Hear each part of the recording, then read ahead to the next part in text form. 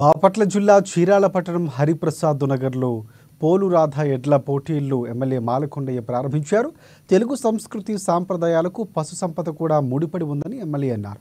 ఇందులో ప్రధానంగా చెప్పుకొని ఒంగోలు జాతి ఎత్తుల శక్తి సామర్థ్యాలు నేడు దేశం గర్వించదగ్గ స్థాయిలో ఉన్నాయని చెప్పారు.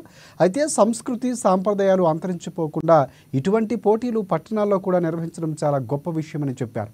ఒంగోలు జాతి మైసూరు ఎద్దులతో ప్రపంచం మొత్తం భారతదేశం వైపు చూస్తుందని చెప్పారు.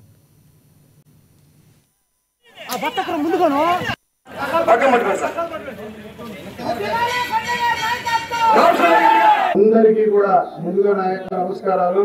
ఇవాళ ఎప్పటి నుంచో మనందరూ తెలుసు, మానవుడి యొక్క నాగరికత వచ్చిన సందర్భం నుంచి కూడా ఎద్దుల ద్వారా వ్యవసాయం అనే దాన్ని ఏనాడు మన పూర్వీకులు గమనించారు.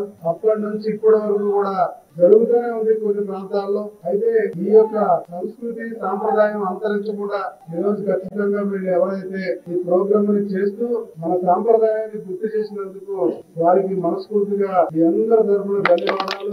మీకు తెలుసు, ఒంగోలు ఎద్దులు ఇప్పుడు 2-3 ఎద్దులు చెప్పారు, మైసూరు ఎద్దులు కానీ కూడా వాటి యొక్క శక్తి సామర్థ్యాలు ఇవాళ దేశ విదేశాల్లో కూడా ఒంగోలు జాతి ఎద్దులు పెంచుతున్నారు. అంటే ఈ ఎద్దులు ఈ ప్రాంతాల యొక్క వాతావరణాన్ని తట్టుకొని బ్రహ్మాండంగా సమాజానికి మొత్తానికి సవాలుగా నిలబడినటువంటి ఎద్దులు. ఈ రోజు మొత్తం ప్రపంచం మొత్తం కూడా గర్వించదగ్గ ఎద్దులు కానీ ఇవన్నీ కూడా భారతదేశంలోనే ఉన్నాయి. భారతదేశంలో ఉన్నటువంటి సాంప్రదాయాన్ని పరిస్థితులన్నింటినీ కూడా దేశ విదేశాలు గౌరవిస్తున్నారు. సో ముఖ్యంగా మనమే గౌరవించాలి.